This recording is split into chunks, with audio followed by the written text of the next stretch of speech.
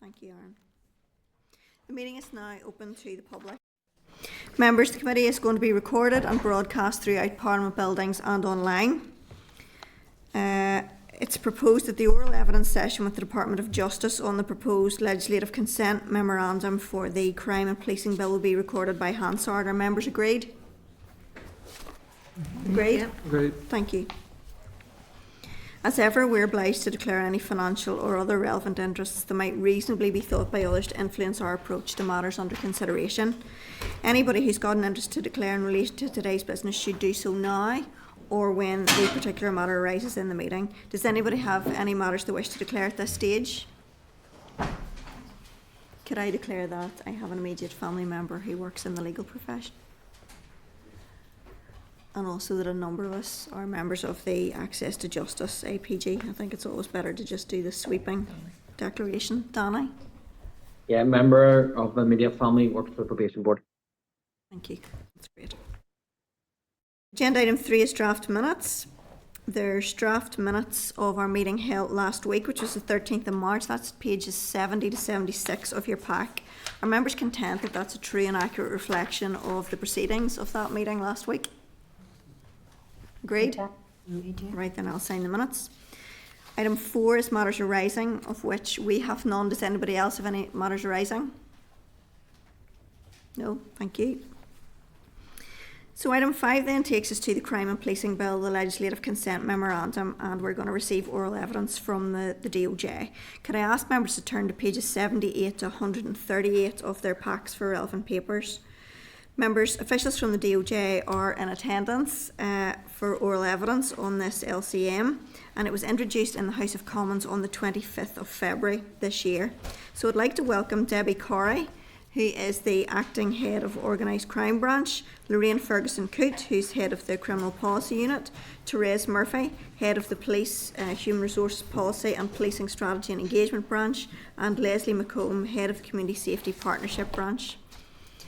Ladies, you're all very welcome. Thank you very much for taking the time today. We're glad to have you here. This is not a small matter, everything that's contained in this. So thank you very much for coming to brief us in person. I'm going to hand over to you, and then obviously we're going to take some questions. Certainly some of the areas you'll appreciate of interest to members are issues around the DVA, the Human Rights Commission's reporting, DFI, those kinds of issues that have arisen. So that'll start us off, and then after that members will come in, but it gives you some indication of the types of things we're looking at. I'm going to hand over to you. Thank you very much. Okay.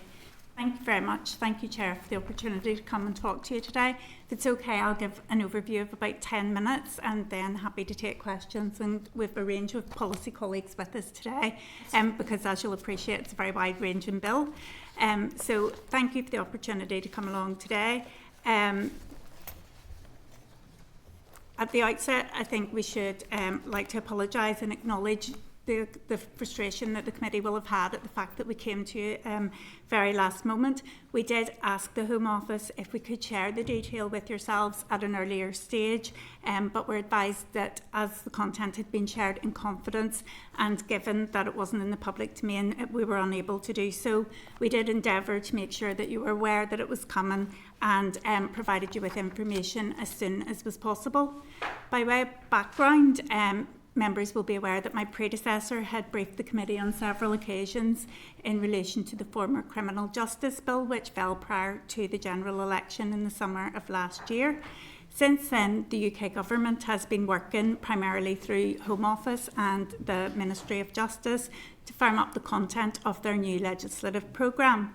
Members will note that the majority of measures that we're going to talk to you about today in relation to legislative consent were formally contained in either the former Criminal Justice Bill or the Data Protection, Digital and Information Bill.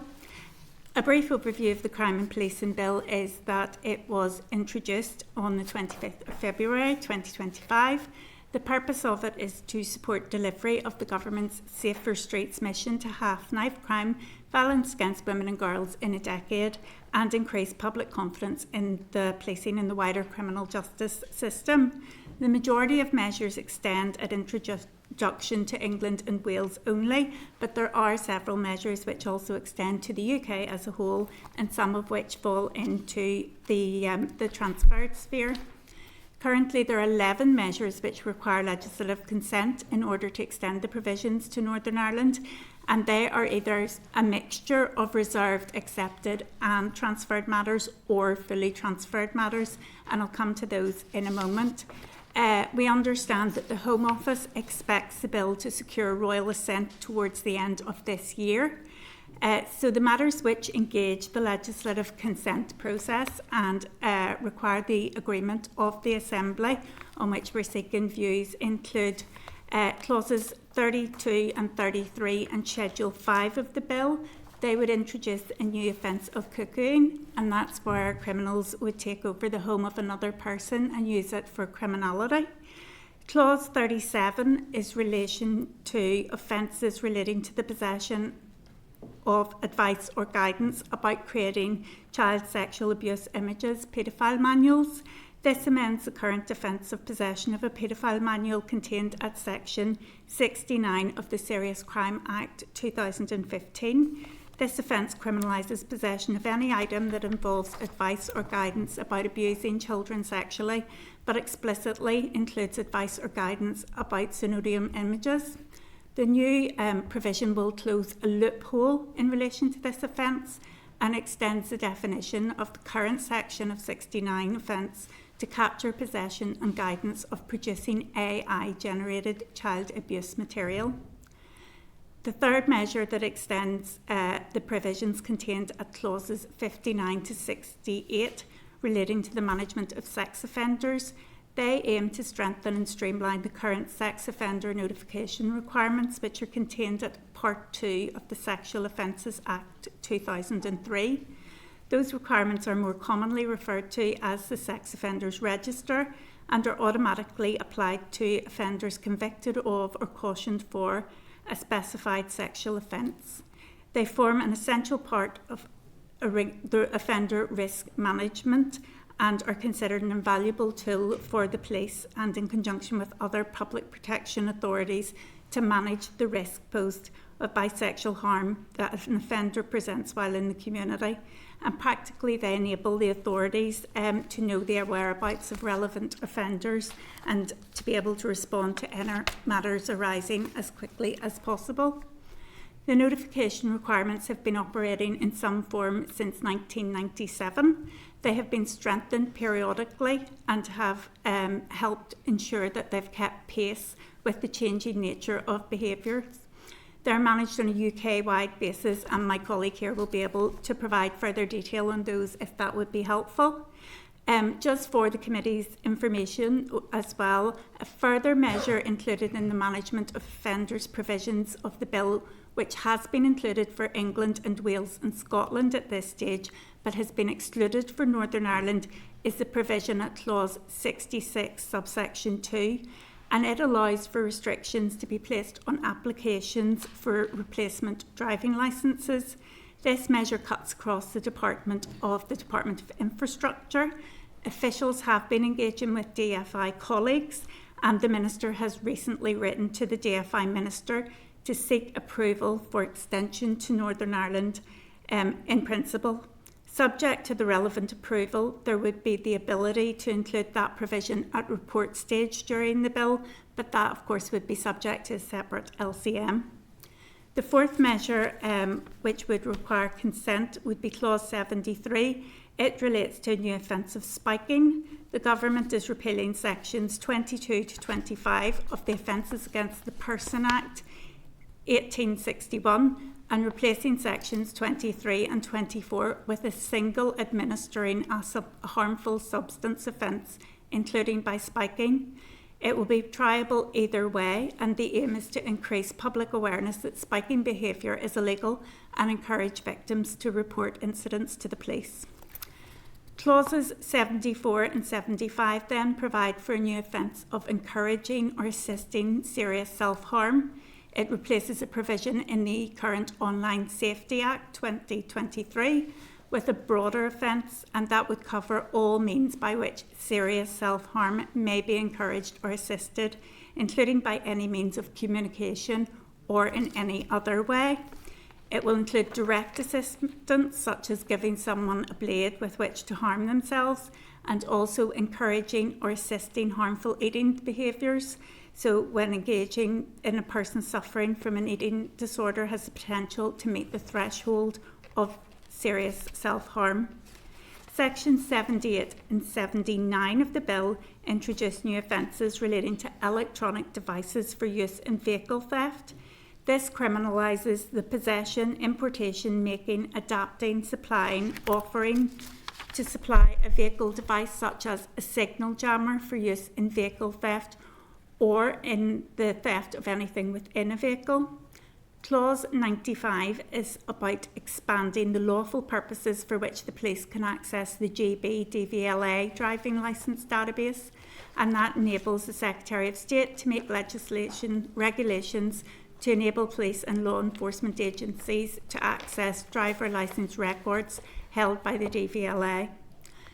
The measure number 8 would be Clause 102 and Schedule 15, and that's about reforming the existing confiscation regime for proceeds of crime under the Proceeds of Crime Act 2002. That is intended to introduce a statutory objective for the confiscation regime.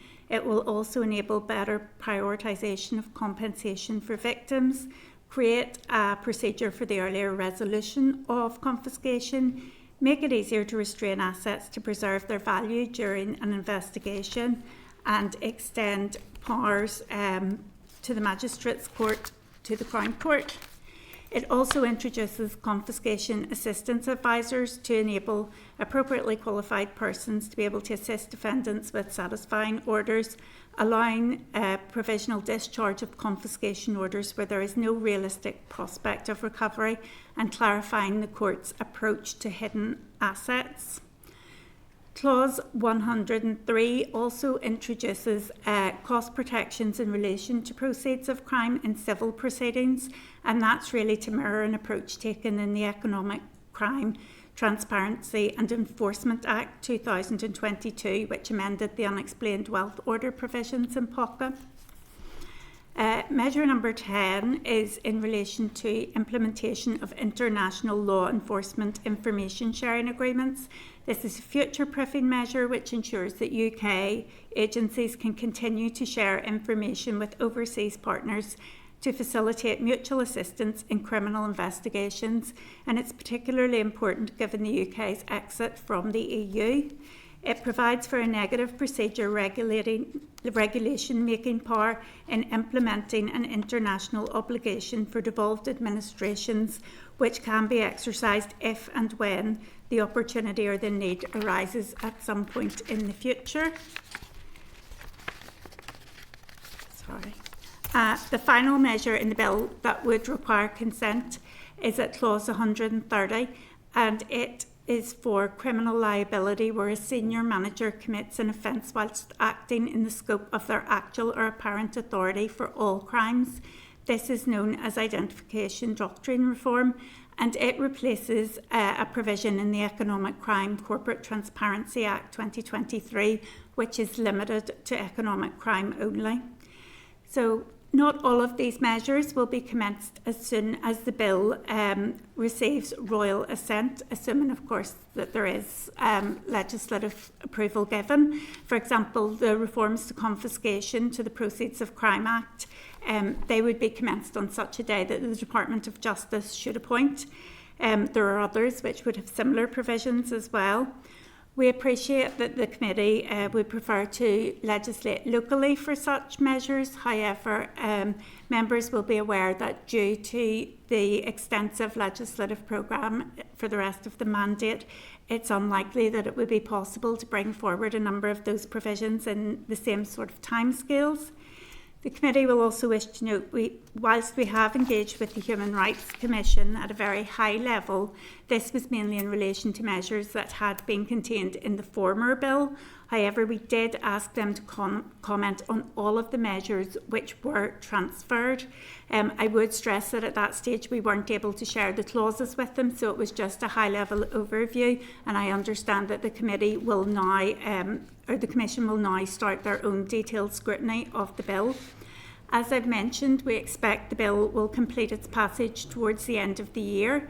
I know the Minister is keen to lay the legislative consent memorandum and will be engaging with our executive colleagues in the coming weeks.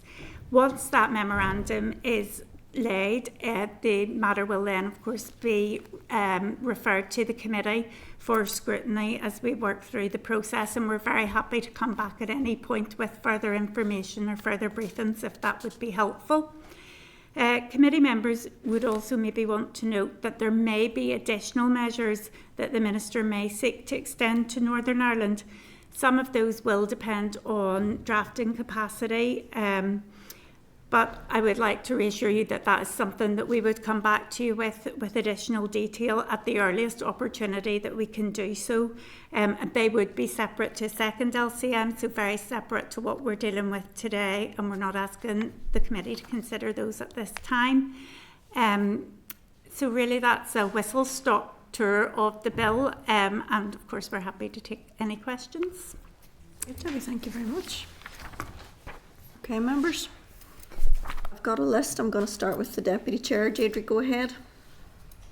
Yeah, no, thank you, and thanks very much for your presentation. I suppose I know you touched on it at the end there in terms of the timescale for the LCM in terms of the second reading and stuff. But you're saying that this would have to go by the executive. I suppose I'm trying to work out for approval if we were to go this route with this particular bill. What is the latest that we can do it? In terms of the bill being progressed through, so just the timescales around that and the kind of cut-off date that you would see.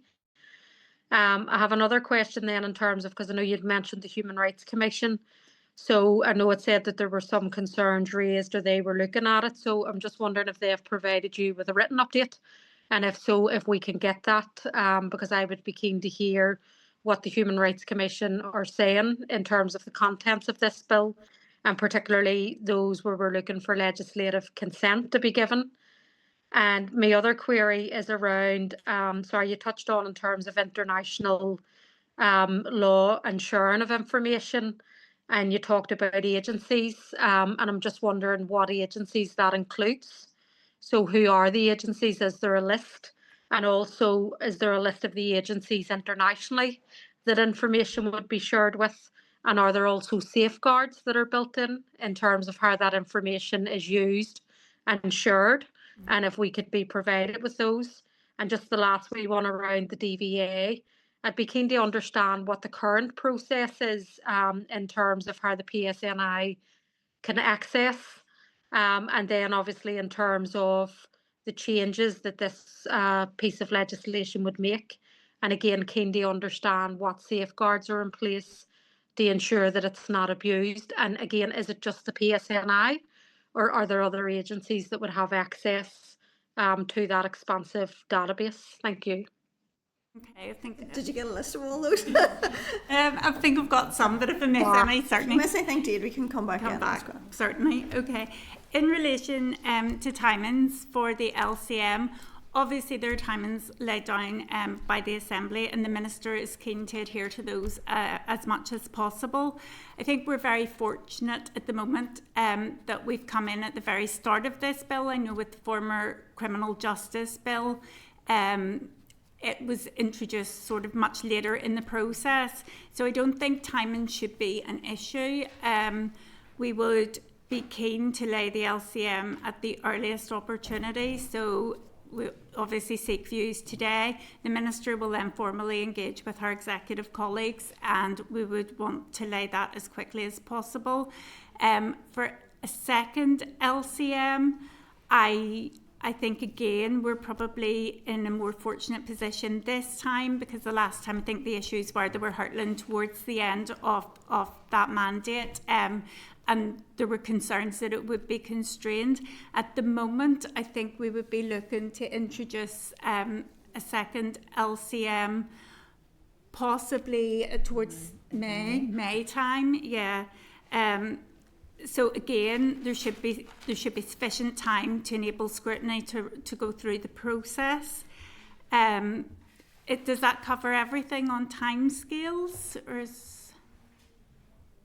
Yeah, no, that helps. So it does. Thank you on that bit. Okay.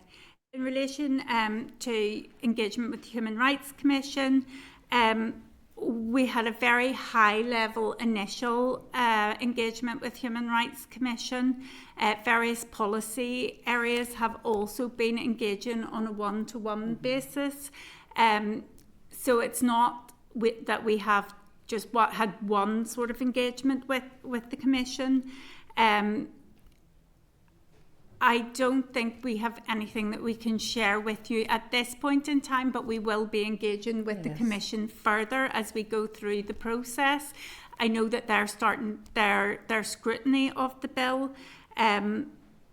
I let Therese mention about the engagement that she has maybe had whenever she's covering the DVLA clause. And I can cover mine. And Lorraine has also been engaging with the Commission, so it might be helpful if do you want to do that now? Yes. So maybe I'll start. So for my area covers the registered sex offenders. So that's strengthening, bolstering, streamlining the requirements of sex offenders to notify police, and that's commonly known as the sex offender register. There is a specific provision in the bill. Well, it's in the bill for England and Wales and Scotland, but it's not in for Northern Ireland as yet. And this is to place restrictions on the issue of replacement driving licences for sex offenders. The reason why we don't have it in an introduction was because we had to engage with the Department for Infrastructure because it cuts across their territory. In England and Wales, the Department for Transport deals with DVLA issues for England, Wales and Scotland, but Northern Ireland has its own arrangements in that regard. The impetus to the requirement to change this, as with change of name, there is already provision in for a sex offender to notify on name change, but they must do that within 3 days of changing their name. Under the new measures, they will be required to do it at least 7 days before they change their name. And also then the further bolstering arrangements around replacement identity documents, and that includes UK passport, immigration document, which are reserved matters, and then the devolved space, it's the driving licence. And this originated from parliamentary and public concerns regarding sex offenders moving about and reoffending.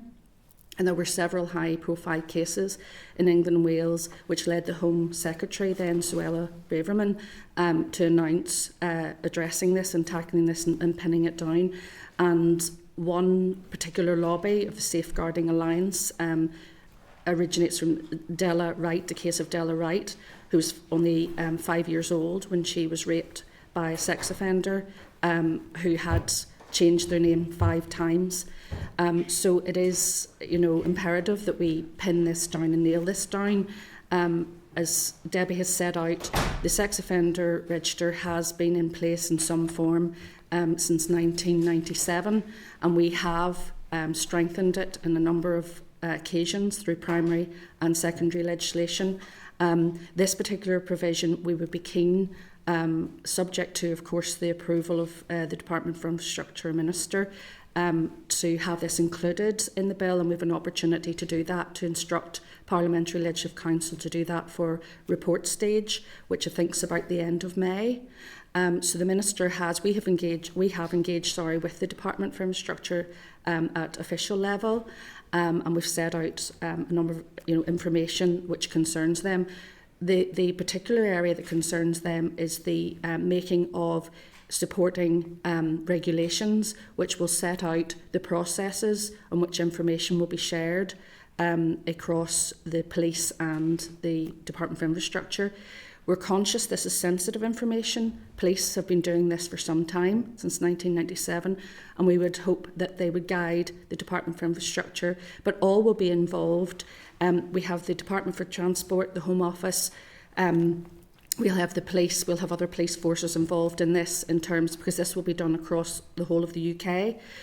Transport will be taking care of it for Scotland, England and Wales, and there will be a working group. I can just want to assure the committee there will be a working group to coordinate all of this work to ensure that when these regulations are being drafted that everyone has their input. Turning to the human rights aspect, as Debbie said, the views of the Human Rights Commission were sought in a sort of a general sort of way prior to introduction of the bill. They give some initial observations in terms of the sex offender notification. They were well versed on sort of how that has progressed over the years. There have been several judicial reviews that have tested the established processes, and usually on Article 8 grounds, the right to family and private life. But they have found in favour of government in terms of justifiable and proportionate engagement or interference, because this is about protecting the public from sexual offending. So the Home Office issued a memorandum of human rights whenever it introduced the bill. So the Human Rights Commission had said on introduction it would provide its formal scrutiny and response, which Debbie has touched on. We had gone separately as well to the Human Rights to try and sort of expedite that a little bit for this particular issue, so we could provide the best and most comprehensive response to the Department for Infrastructure Minister. Their views were that the memorandum they will consider, they will come back on that. But we pointed them to the memorandum, and that sets out that there is interference with Article 7, which is punishment without law. And the view of the Home Office is that it's not a punishment. These are preventative measures. They're not a sanction for what the offender has done.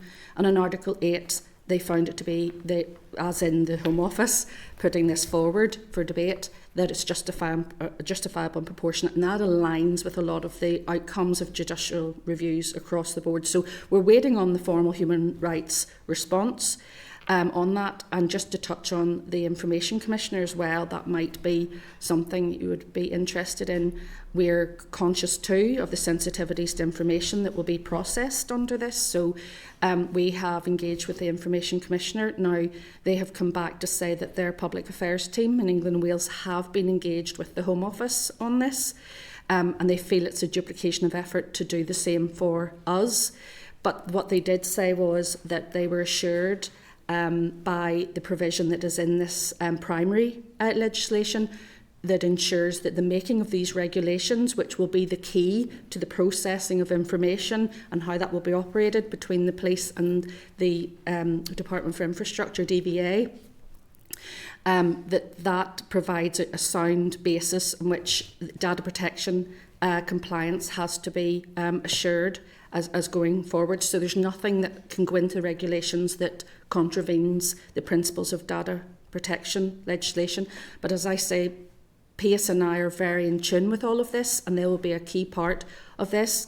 They hold information on sex offenders on a system known as Visor, and that is only accessed by key officers dealing in this field, and that's recognised through the courts as well, because that was actually tested at one point as well. So I hope that gives some reassurance that we have been engaging with the appropriate authorities. The Information Commissioner did highlight that as we move forward with the regulations, as with primary, we will have to engage them separately in accordance with Article 36(4) of the GDPR. You know, as we're moving forward, that this aligns with compliance.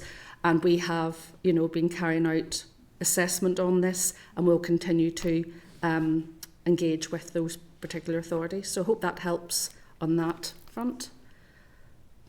Teresa, are you going to speak on the same point? I'm DVLA, I will be the clause. Yeah, so similar. I was just actually going to sort of check what Deirdre wanted me to answer, if that's okay. Is Deirdre? Yes, just while we're... Kira, your question relates to sex offenders, doesn't it? Yeah, just bear with me a wee second, because I just want to check with the guys too, who have also indicated.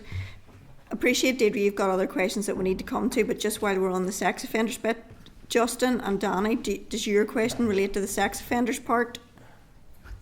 No, Justin? Mine's more general, sorry, around just an engagement process with children's rights advocates. Okay, we'll get to you in a wee second then, Danny. Kira, you're on this point. Yes, just one point. Do you have any concerns?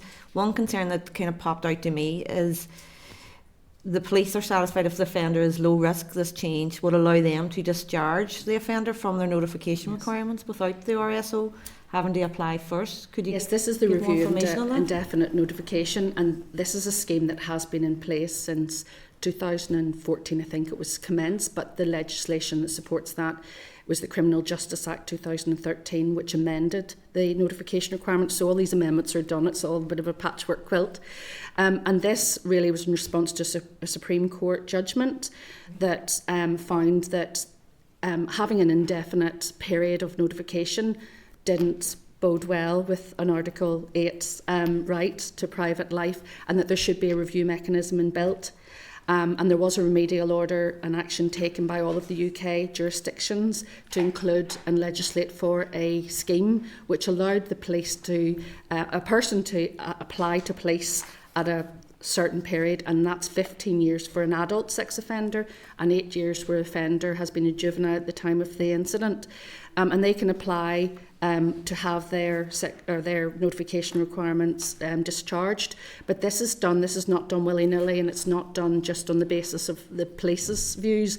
This is done in conjunction with the other public protection authorities, and there will be representations that can be given by the applicant, and they can appeal the decision of the Chief Constable. So there is a process there. With this particular provision, this new scheme, in clause 65, I think it is, yes, clause 65.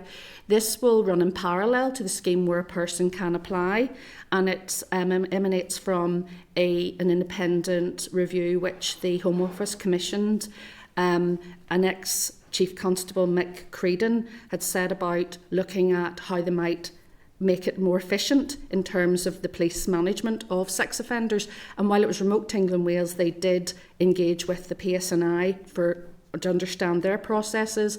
Although, as I say, this is all done consistently, but it was just to get a feel for what officers thought. Could there ways of improving things?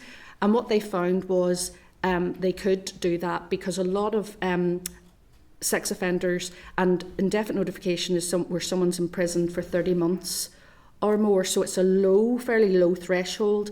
They could have quite a number of people that are sitting on indefinite notification, but they just can't be bothered to make an application. So what the police will do once that's triggered, that time is triggered in terms of 15 years or 8 years for a juvenile, they will proactively, they're called own motion reviews, and they will just kickstart that without a formal application. Now they will engage, they will let the offender know that they're looking at this. They will engage with the other public protection authorities such as probation to check, for the level of risk, to properly assess the level of risk, and then they'll give the outcome to the offender, and they again can appeal, and it's similar sort of legislative framework as applies to, so they'll run together. Now the Human Rights Commission did highlight there would be interference with Article 8 in their initial observations around the review. I'd said that they hadn't come back formally on the stuff in general, but they did highlight this particular piece because they were aware of the reasons why we have this review in the first place, and their concern was that we would also allow the person to do it of their own motion, not just the police can do this, but there'll be a dual system that'll be running, so that negates that particular concern of the Human Rights Commission. So hope that answers your question. No, thank you. Adrian, is the question covered for you?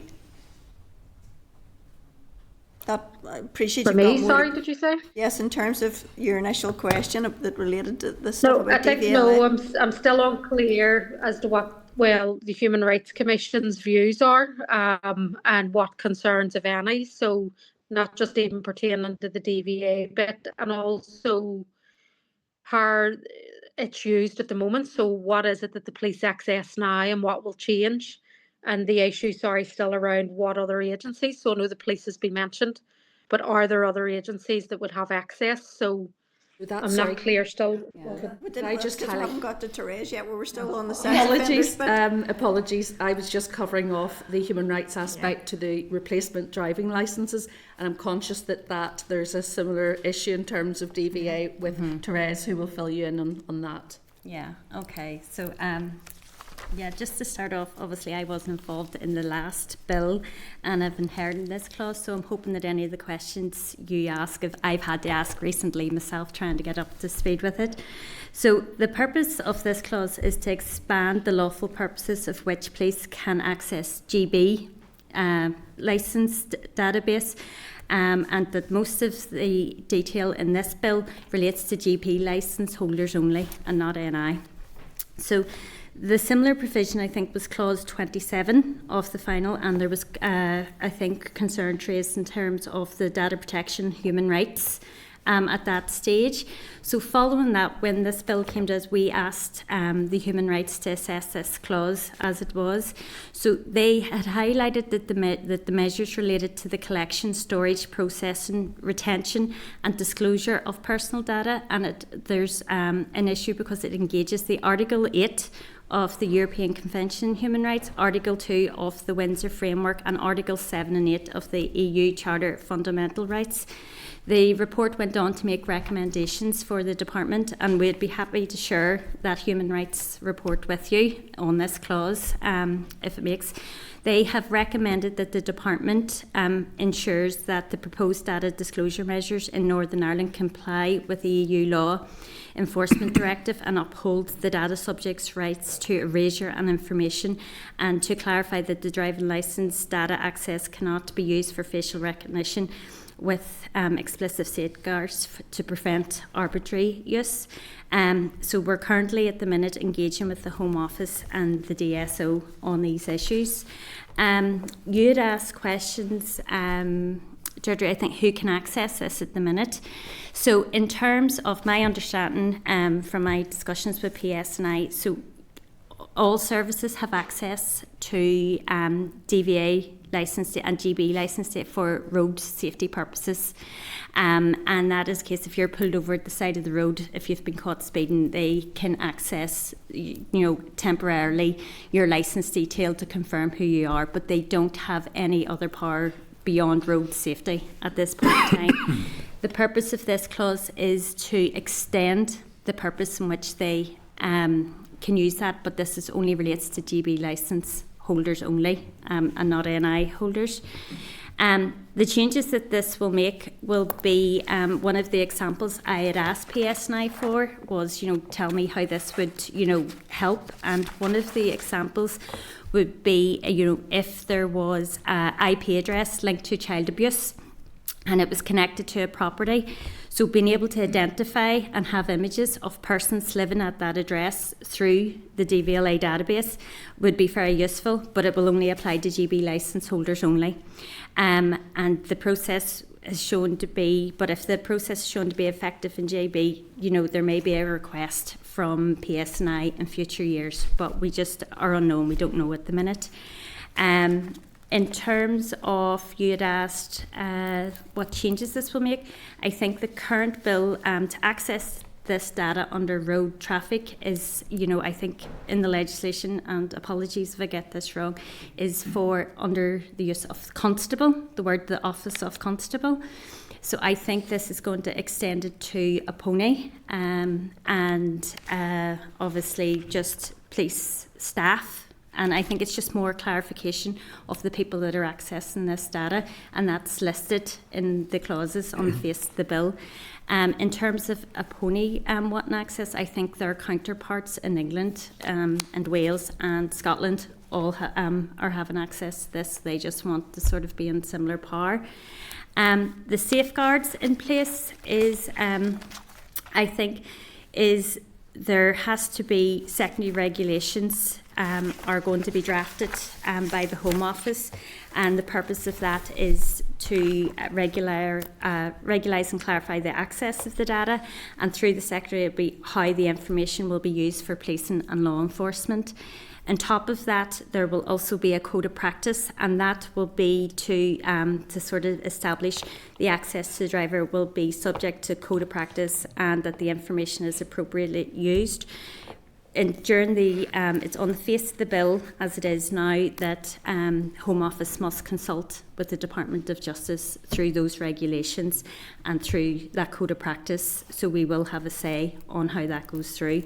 Obviously, without being cited on their draft regulations and code of practice, you know, we will have to work with the RDSO and human rights to make sure that it's compliant with Windsor Framework and all those other articles.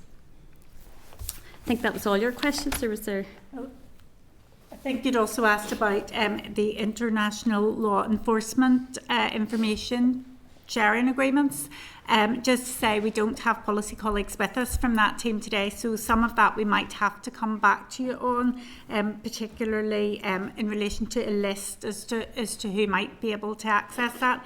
I do believe that is one of those mixed matters, so the international law enforcement element would be reserved, but the fact that it would engage local policing is what would bring in a devolved aspect to it. I understand that it relates to the International Law Enforcement Alerts platform, ILEAP, which I think colleagues have briefed you, the committee, on previously, but we can certainly provide some further information on that in writing if that would be helpful. Yeah, no, Chair, is that okay if I come back? Yes, of course, Deirdre. Yeah. Oh, sorry, no, thanks very much. No, I would be keen to get that, a list of the agencies for both the international aspect, but also the DVA, if there's a list there. And I think the human rights response would be very useful as well, if we could get that. Any written responses to any aspect of this LCM, I think that would be useful, just so that we could see it also. And it was just really a clarity on the DVA bit, because I'm wondering why we would do an LCM just to access the data from a GB database rather than the database here. I thought it would be all one. So I'm wondering what the purpose of that is, and you know, why we would want that information, but it wouldn't include a database here. So just so I can understand it a wee bit better. Thanks. My understanding of it, and I may have to sort of follow up more in writing, is that obviously all services can access the data, but it was alphanumeric, where it was just details, and I think that they have improved their systems through an API where data images of like the for GB data can be accessed by all services, and I think they use that as the opportunity then to revise who can access it, you know, and just make it more clear in legislation, and to ensure that the data protections around it were more clear and concise, is my understanding. But I'd be happy to sort of come back to that with more detail, to be fair. Yeah, no, I appreciate that. Thank you. And just to suppose from the database here, is that likely to change in the future to align to the changes they're proposing to make? Just so I have a better understanding of it, that's all. Thank you. And if that was to change, that request would probably come from the police to the Department of Justice, and then it would be, you know, liaising with the Department of Infrastructure, because they're the data controllers. But again, there's been no request for that to date. So for NI license Thanks very holders, much. yeah. Thank you. Okay, Deirdre, that's you done, is it? Yep. Justin. Thanks, Chair. Thanks, Debbie, Lorraine, Therese, Leslie. Very insightful, detailed presentation.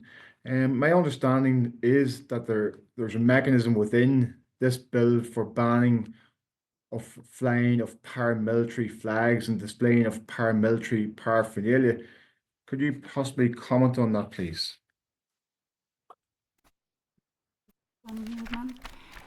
That is actually one of the reserved or accepted matters which is contained in the bill. So the bill does contain a number of matters which would fall into that area. So my understanding is that would be clause 123 subsection 5, and I think that's the amendment powers under section 13 of the Terrorism Act 2000. I did ask Home Office colleagues about this in preparation for today, because we haven't had any direct engagement with them in relation to this clause. It's my understanding that this measure delivers on a recommendation made by the Independent Reviewer of Terrorism Legislation, and that was following a visit to Belfast in 2022, and he had been engaging directly with the PSNI in relation to that measure. So that's why it wasn't included in our initial presentation, because we were very focused today on the issues which engage legislative consent. Okay, what are the implications of that clause for here? There are likely to be outworkings in relation to how it would be operationalised. We haven't been involved in any of those discussions to date, so I think that would be a matter for PSNI, but I appreciate that there are a number of departments and agencies that would have a role in relation to that. And can you say what it relates to? Will it relate to flags, banners, 6x4s, billboards? I'm not entirely sure. I haven't been engaged on that aspect of it, so unfortunately, I don't have that detail in front of me. Might be something you could take up with the police, Justin. It might be worth a letter to the police about that. If you wanted to do that, you could write to the police and ask them, you know, what engagement they've had on that issue. Isn't that what you're saying, Debbie? They've been engaging on that? That's my understanding, is that the Home Office have been engaging directly with the PSNI on that matter. We haven't had anything to date, as far as I'm aware, in relation to engagement with the department. That might be your option to get further information there, if that works for you. Have you anything further? That's all. Thanks, Chair. Okay, Thanks, thank Louise. you. Danny?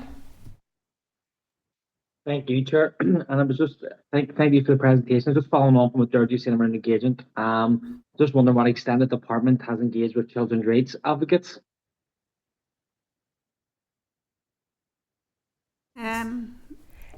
I think the answer to that, Danny, could be that I think where certain provisions would sort of interface with issues around children's matters, we would engage.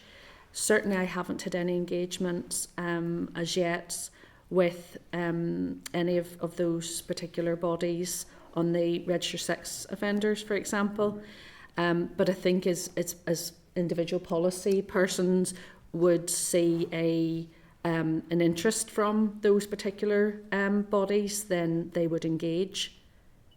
If that's anyway helpful. Would the department be satisfied that the provisions that is identified as a plan to the north reflects the obligations, for example, of the UNCRC? I think it's something we could probably come back with. I think there's so many fingers in the pie when it comes to the policy leads on this bill, so we could probably do a write around and ask if there's been any engagement there, if that's helpful. I think it would be. I think it's very important because this does have overreaching to children and young people, and I think their advocates should be involved in making sure it's compliant with UNCRC. Thank you. Yeah, that's something that we can do. We can write to all the policy leads across the department who have a measure in the bill, and can come back to you on that. Okay, Danny, thank you. Morris? Thanks very much, Chair. My questions are in clause 102, page 126. At the principal objective of the new confiscation regime introduced by clause 102, schedule 14, what's the changes from the old legislation, and will it be better, or could you explain to me how it's going to be put into force better than the old one? If you see, well, see people running around who have no means of wealth but have a great wealth, so you know. Yes, the changes to the confiscation reforms are quite extensive in relation to this bill. The reforms are intended to give courts more powers to make more realistic and proportionate confiscation. It's also designed to try and make the system more transparent, so that the processes and procedures are are clearer. Hopefully it will also improve the enforcement of orders and also speed up confiscation proceedings. We have initially engaged with operational partners who are very supportive of this regime. I think these reforms have been talked about for a considerable period of time. Quite often the legislation can be found to be quite complex and difficult to work through. So there are a number of changes that are included. That includes setting out a statutory definition for the scheme. As I've said, it will ensure that it's more transparent. It'll also set out how the recoverable amount should be calculated, and also bring in detailed legislation on how hidden assets should be calculated and dealing with tainted gifts, for etc. It'll also ensure that procedures are streamlined, which should help, and include an early resolution confiscation process, so hopefully trying to bring things earlier in the process to resolve issues. There are also some changes in relation to making restraint orders and also the appeals process, although it doesn't actually change the appeals process, it just clarifies and makes the appeals rights easier to understand. Yeah. Does that help? It does. It makes it more streamlined and easier to access. The other thing, the criminal lifestyle test. Mm-hmm. How is that an improvement, and how do you test somebody's criminal lifestyle based on their assets that they don't seem to have the means to acquire, if I could put it like that? Yeah, that's one of the issues that would be quite complex, and it'll be clearly set out in the legislation. There are a number of tests that would need to be met. I don't have a copy of the legislation just with me in front of me today, but it's something that the court would be taking into consideration. There are, I believe, safeguards in place to also ensure, that assets that are legitimately are considered separately. But it's definitely about ensuring the legislation is clearer and that the measures are there so that it's very transparent. Thank you, Chair. Okay, Morris. Karen, do you anything? Just two questions, Go ahead. just generally. I suppose specifically, and given the detail that you've provided today, have you looked at the potential financial implications of the bill? And does the department anticipate receiving any budgetary allocations from Westminster on it? So it's particularly the budget. And then just basically secondly then, is the legislation, are you satisfied, I suppose, overall about any unintended consequences across the board in relation to it, or any concerns that you have? Thank you. You want to You go first. Well, certainly for in terms of costs, so the registered sex offender and notification requirements, we don't see that they will incur any further costs. They will be absorbed. Anything additional will be absorbed within the current operation of the principal lead here, which would be police and the other agencies.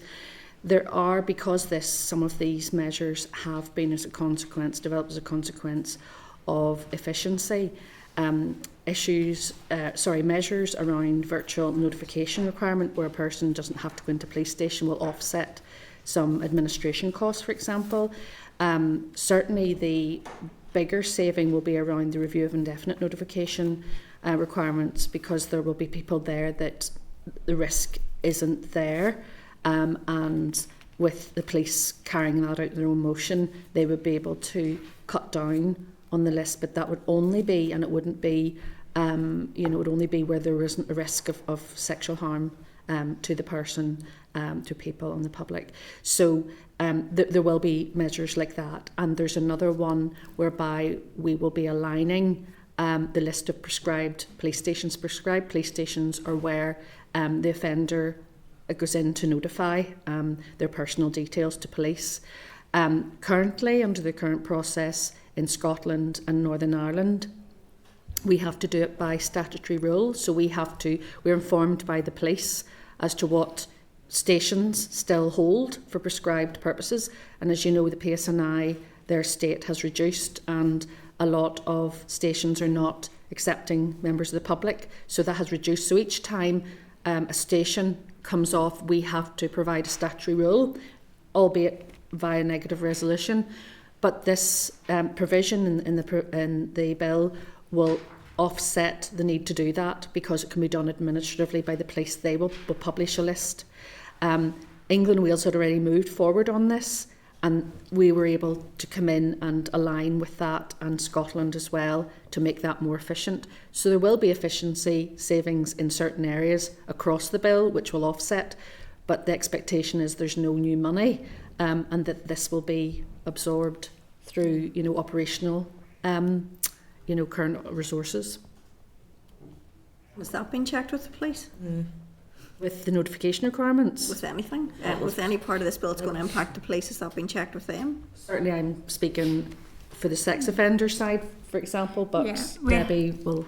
We have written to the police as well, so obviously as we go through the process, if there's anything identified that would be of concern, I think most of the measures are amending or updating what is there, so we wouldn't anticipate there are any significant new costs, and that they will be absorbed by the system, as Lorraine has said.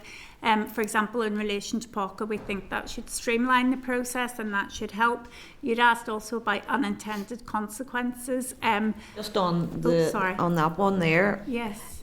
I would love further information, because we all know how stretched the police are and the resources that are required to keep on top of the current processes. And we all know when you're introducing new processes, impacts, it does have an impact currently on the resources and stuff. So I would like to So if it can be kept abreast of get that, that'd be more helpful. kept abreast of it. I think That's it's more, reasonable, because we're speaking in silos, I guess. Yeah. And I know, for example, another one of my areas is the possession of a paedophile manual, and that's simply amending it to bring, pseudo images within scope. So there won't be any particular cost to that. But yes, we can certainly come back. and I definitely get the efficiencies as you outlined, but I am conscious just the resources on the ground and introducing new measures. Yeah. That takes time, it takes resources, It does. Yeah. particularly time. And if you don't have the resources to bring in, have that extra time, Yeah, and I would be concerned. And policy Speaking of individual, time, and policy leads, they have been going out to operational partners as well. So certainly we've been engaging with police on the RSO stuff, on the possession, paedophile manual, and indeed some of the reserve provisions which would fall under my remit, anything to do with the child sexual exploitation or abuse. So we have been engaging them, and PPS and other criminal justice partners, to let them know engagement early is really important, so they can make preparations as well. Another thing, I suppose, that would sit in with that is commencement. As Debbie said, there will be a number that will be commenced according to operational readiness. I know it's something we did in the last mandate with our primary legislation, and with the registered sex offenders, we won't be commencing these until we're operationally ready, and they're able to carry these functions out. You have a work plan, a time scale, given that it is going to be incremental and based on resources and time. So certainly that's all done again in individual policy areas, but we certainly in the registered sex offenders, there will be a plan. Home Office will lead on that. There will be a working group, because there are a number of secondary legislation supporting pieces that will be crucial before the primary can be commenced. So it's not just about the operational readiness of partners, but it's also ensuring. So with effective policy, that's something we would do. We plan out how we implement, and that will be ensuring that you have your guidance in place, and that you have, everybody's trained up, or whatever needs to be done in particular. And some will need more focus than others. For the notification requirements, for example, police have been operating that for some time, but there will be obviously issues around other partners such as the DVA. Yeah. And that would be very similar for the likes of the POCA changes as well. It would be something that we would be wanting to work, with operational partners we've already engaged, but we appreciate that that's a significant piece of work. So it would be something that we would again be bringing together a working group with to make sure that everybody's on the same page. We have the power to commence that when it's ready. There is also a power in that legislation that we can amend it through the Assembly if necessary, just to make sure that it is working right for Northern Ireland. So that should hopefully future-proof it as well. Unintended consequences then? Yes. Thanks, Deborah. I don't think that at this stage we have identified any unintended consequences. It's something that we will remain mindful of as we go through the process, particularly through the scrutiny phases. If there are any issues that are raised, we can go back to Home Office and work with them as we go, because that's something we would be very keen to avoid if at all possible. So yes, something that we'll definitely keep on our radar. Yeah. Thank you. Okay, Ciara, thank you. Ladies, I just have a couple of things. In the information that we have thus far, where there are new offences and so on, we don't have any indication of sentences. Maybe you could furnish us Yes. with potential sentences at this, whenever you're looking at these things. With regard to forthcoming regulations as we move through and commencement dates, would you keep us apprised of potential regulations and also things that may come here? Because I appreciate there'll be a distinction between regulations that are made over there that impact us, but both ways, if you would keep us apprised of that. Could I ask, do you anticipate as this progresses in the Commons and the Lords, what other amendments do you anticipate? In relation to the offences or the sentences for the new offences, would you prefer that we write to you with that detail, or would you rather go through it today? Or Well, it depends. I'm just conscious of time. it's probably easier if we write to you then, if that's just to do that. happy to, yeah. Well, it means we've got a record of it Yes, also, rather than just absolutely. We can do that. Forthcoming regulations, again, that's something that we can engage with you. We see today as the first sort of engagement with yourselves, and we anticipate that we'll be back as the bill progresses if there's any further information that you need at any point in time. Just in terms of the regulations that are potentially going to flow through here, it also would be useful to have some understanding as to which process you're going to use, whether it's Yes. negative resolution or, Yeah, certainly, Chair, with the going back to the registered sex offenders, there's actually, if we get approval from DFI for the driving licence restriction, there would be a total of 9 pieces of sort of secondary legislation attributable to it. So there are 5 of those would be affirmative. So that would, and they would be the more comprehensive pieces that you would need. It's anything that's minor, like updating a list of something very minor, that would fall under the negative resolution. But we have our own power, certainly in the registered sex offenders, to make the department to make its regulations. With the regulations for the restriction on driving licence, that would be made by DFI. So that's why it's so critical that we have the DFI on board with this. And the regulations, they would have to be, certainly the ones on the replacement driving licence, they can only be done in unison. They can't be made in isolation of any other UK jurisdiction, and we have to consult with each other, and that's built into the statute, as is commencement. So we would be consulting on all of that, because the whole point of this would be to ensure there's consistency and protection across the UK. That's helpful, thank you.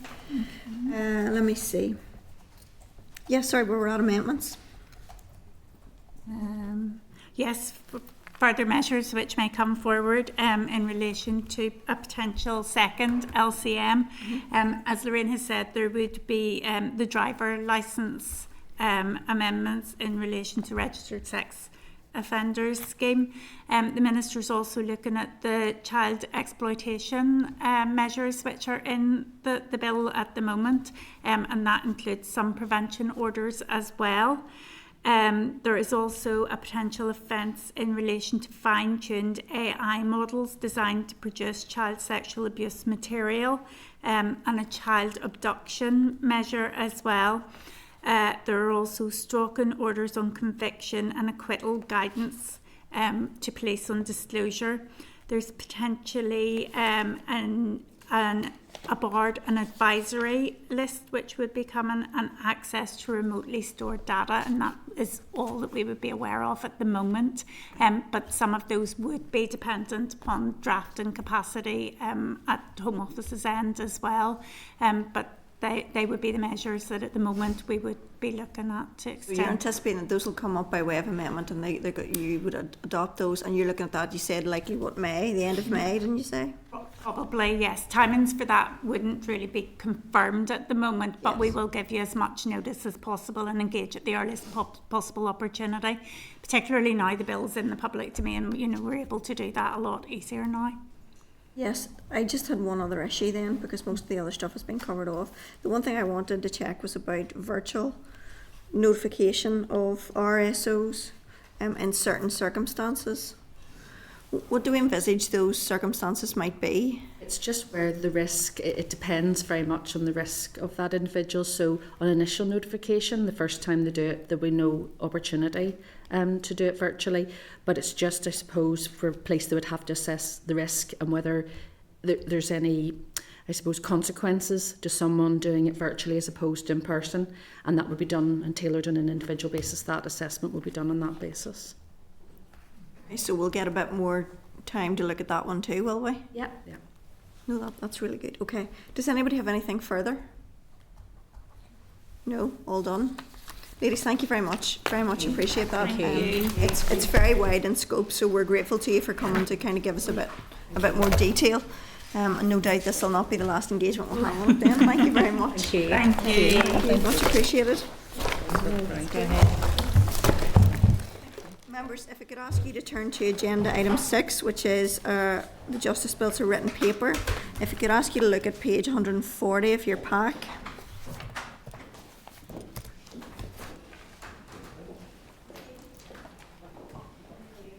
You'll see the DOJ has advised us that, in consultation with the Departmental Solicitor's Office, it has considered the European Convention on Human Rights implications along with the legislative competence of the proposed departmental amendments to the bill.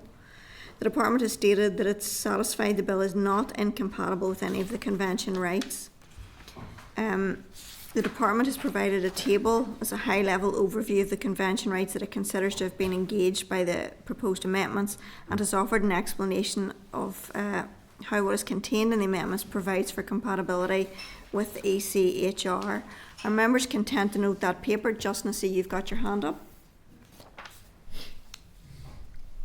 Yes, Chair, just in relation to the previous item, can the committee write to the department to clarify the scope of the legislation pertaining to the banning of paramilitary flags and paraphernalia?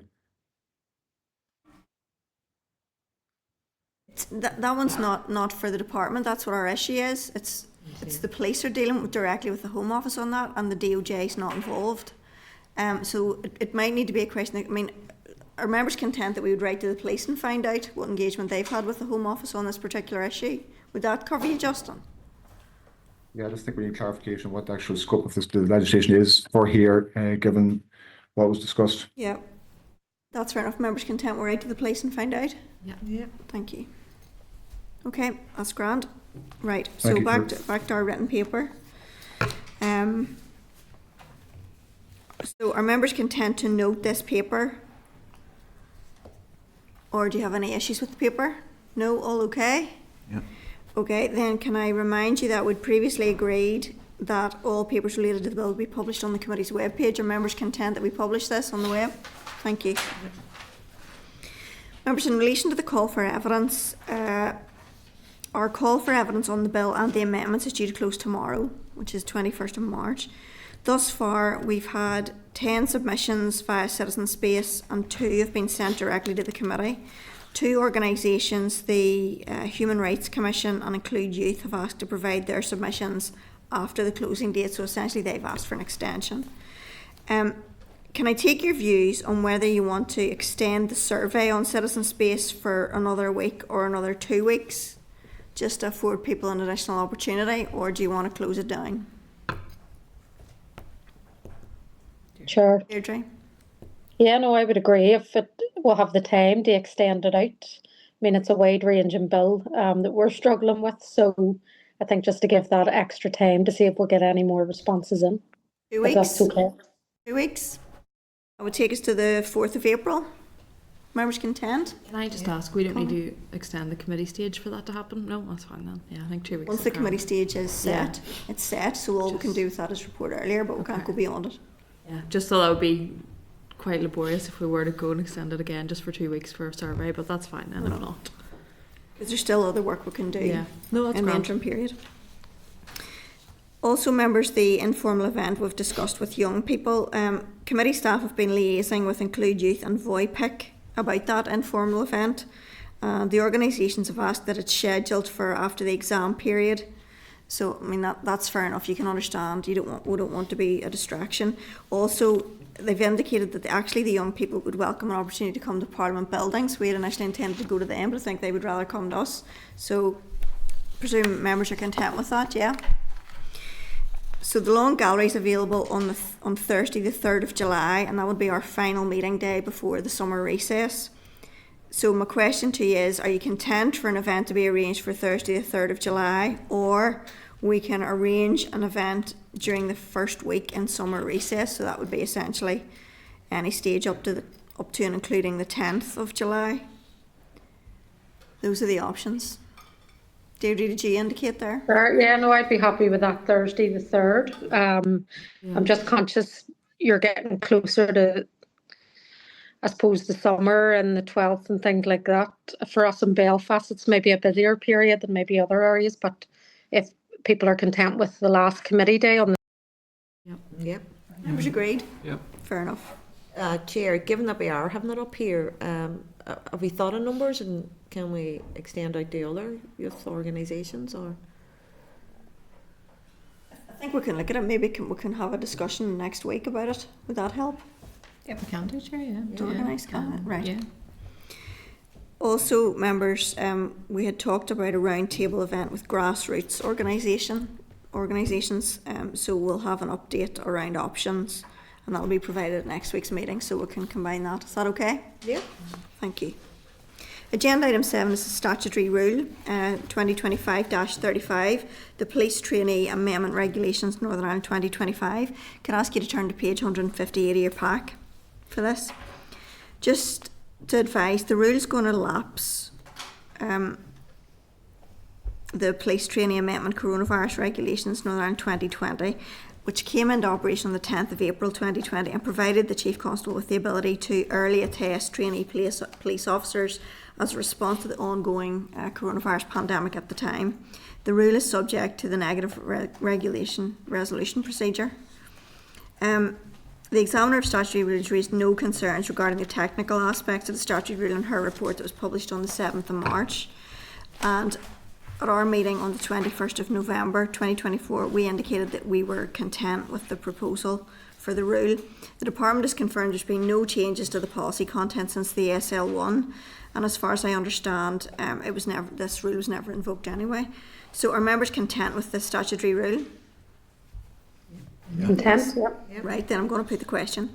The question is that the Committee for Justice considered SR 2025-35, the Police Trainee Amendment Regulations Northern Ireland 2025, and has no objection to the rule. Are members agreed? Agreed. Thank you. Agenda item 8 is correspondence. There's a correspondence. Sorry, did you say, what did you say there? Agreed, did you say? I think it was It must have been delayed, right? Aye. Okay. Members can turn to page 176. There's a correspondence memo and 11 items of correspondence. I'm going to draw your attention to one of them, and then I'll open the floor if anybody wants to comment or raise any other issues contained within that. So item 8.2 is correspondence from the DOJ at page 179, and it's a response to the concerns and issues raised in a complaint from 2 individuals to the Judicial Ombudsman. You'll recall that we've already agreed to meet informally with the Lady Chief Justice and separately with the Minister of Justice to discuss family court matters. Potential dates for the meeting with the Minister were circulated yesterday, and the Clerk is liaising with the LCJ's office regarding dates for that meeting. oral evidence session with departmental officials on domestic abuse is going to be scheduled for May. Are members content to forward the department's response to the individuals concerned? Intent, yeah. Thank you. And also, we had previously agreed to seek the individual's consent to share their names with the Lady Chief Justice, but we haven't received a response to that, so that's just to keep you notified. If you have not yet responded about the potential meeting, the informal meeting with the Minister around these issues, can you do that, please, just so that we can set arrangements and train? Okay, does anybody have anything else that they want to raise in terms of the correspondence?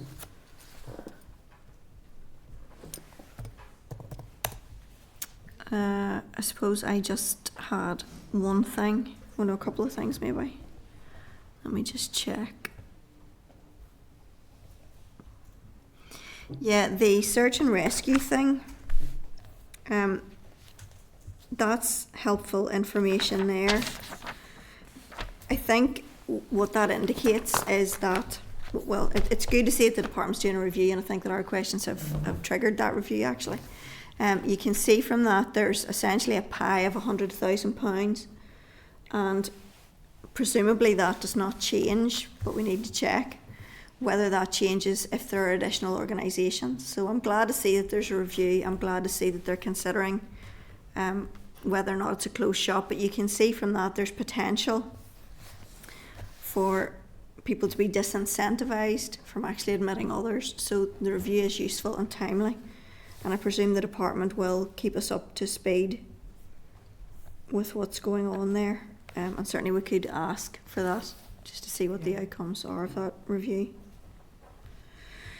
Let me see. Chair, sorry. Can I just check? Do you want to ask if remuneration changes if others are admitted, or do you just want to wait until the outcome of the review? I think we could ask that. We could ask that and ask to be kept updated. Okay, thank you. If members are agreed. Yeah. Yeah. And even just getting a timeline is, obviously I know the consultation kind of closed the 12th of March, but what's their timeline to produce the report? Yeah.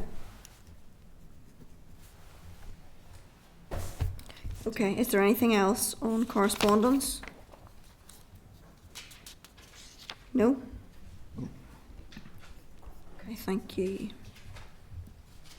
You'll see just one other issue. There's a restricted issue there relating to a historical court case.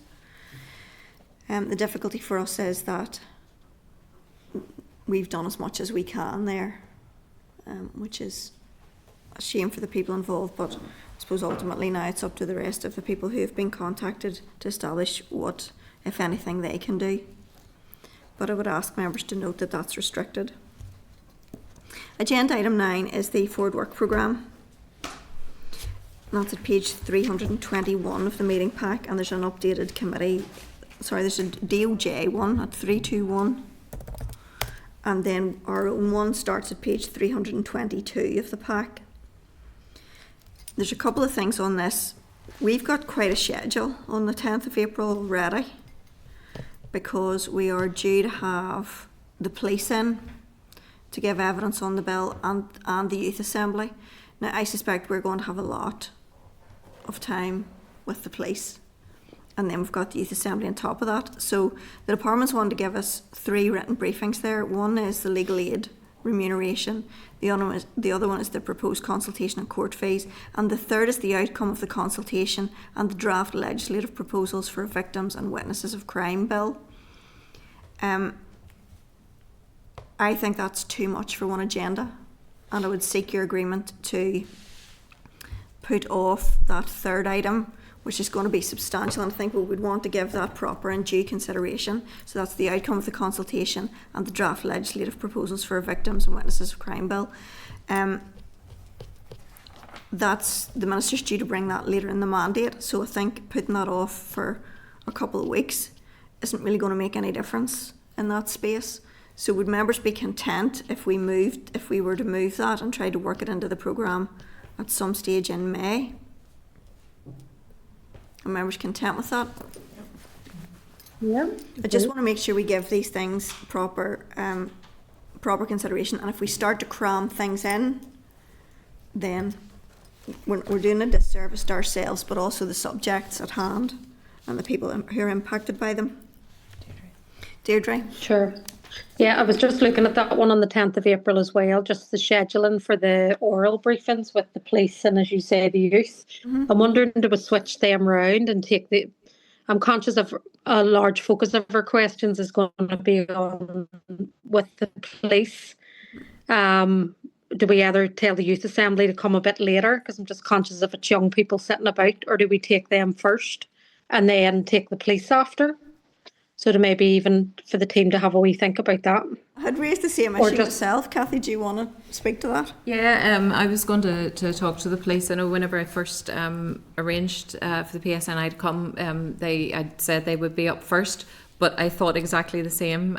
So I'm going to check to see if they can make theirs the second session that day for that very reason, Deirdre, yeah. Okay.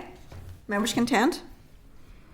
So are you content that we schedule the proposed items of business from the department in the forward work programme as we've agreed, and then amend the forward work programme as we need, as discussed, and as we need to in accordance with people's availability? Are members content? Yeah. Thank you.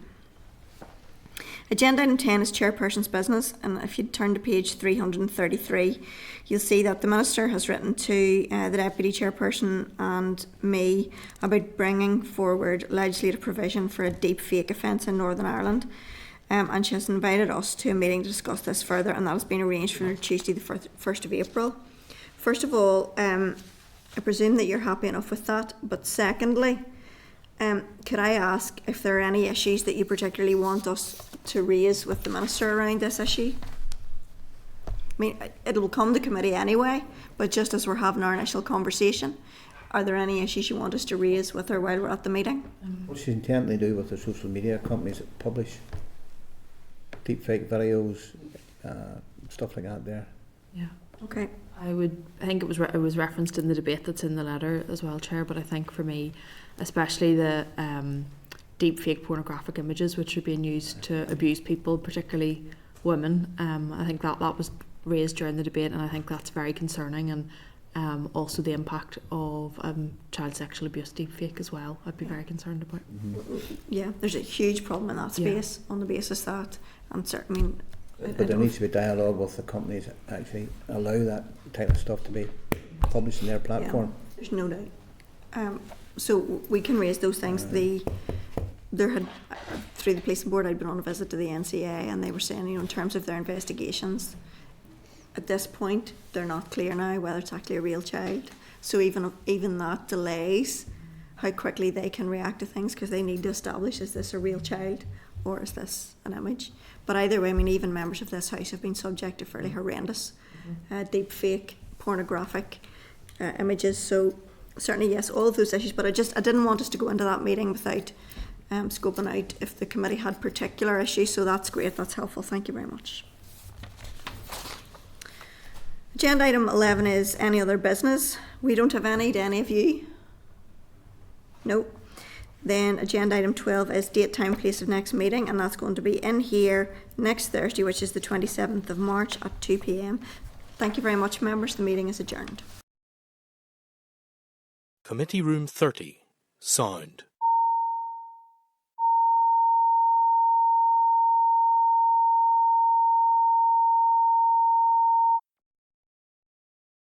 Committee Room 30, sound.